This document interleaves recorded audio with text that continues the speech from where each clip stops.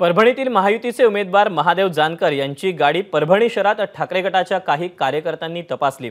ठाकरे गटाच्या कार्यकर्त्यांनी गाडी तपासल्यावरून काही काळ तणाव निर्माण झाला होता। गाडी तपासताना महादेव जानकर हे गाडीत नव्हते, त्यांचा चालक होता। मात्र अशा पद्धतीने तपासणी करणं योग्य नसल्याचं महादेव जानकर आणि रत्नाकर गुट्टेंनी म्हटलं। दोघेही रात्री उशिरा नवामोंढा पोलीस ठाण्यात बसून होते। महादेव जानकरांच्या चालकानं याबाबत तक्रार नोंदवलेली असून संबंधितांवर गुन्हा दाखल करून तात्काळ अटक करण्याची मागणी केली। मात्र यात कुठलाही अनुचित प्रकार घडलेला नाही। मात्र अधिकार नसताना कार्यकर्त्यांनी गाडीची तपासणी केल्याचं परदेशी यांनी सांगितलं। योग्य ती कारवाई करत असल्याची माहिती परदेशी यांनी दिली आहे। पुन्हा तिचं इन्व्हेस्टिगेशन करा।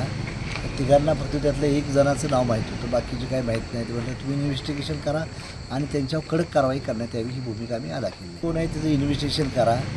तिघांना फक्त त्यातलं एक जणाचं नाव माहीत होतं, बाकीचे काही माहीत नाही। म्हणजे तुम्ही इन्व्हेस्टिगेशन करा आणि त्यांच्यावर कडक कारवाई करण्यात यावी ही भूमिका आम्ही अदा केली। रस्त्यात कॅनॉलजवळ देशमुख हॉटेलजवळ त्यांना प्रदीप भालेराव या इसमाने काही मुलांसोबत गाडी थांबवून अडवले आणि तुम्ही पैसे वाटण्यासाठी चाललेले आहात का असे म्हणून त्यांची गाडी चेक केली।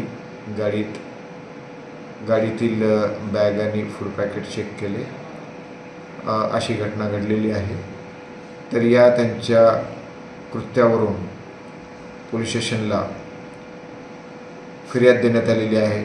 श्रीयुत महादेव जानकर यांच्या PI यांनी फिर्याद दिलेली आहे। त्यावरून कायदेशीर गुन्हा दाखल करत आहोत आणि योग्य ती कारवाई नवामोंढा पोलीस स्टेशन या ठिकाणी करण्यात येत आहे।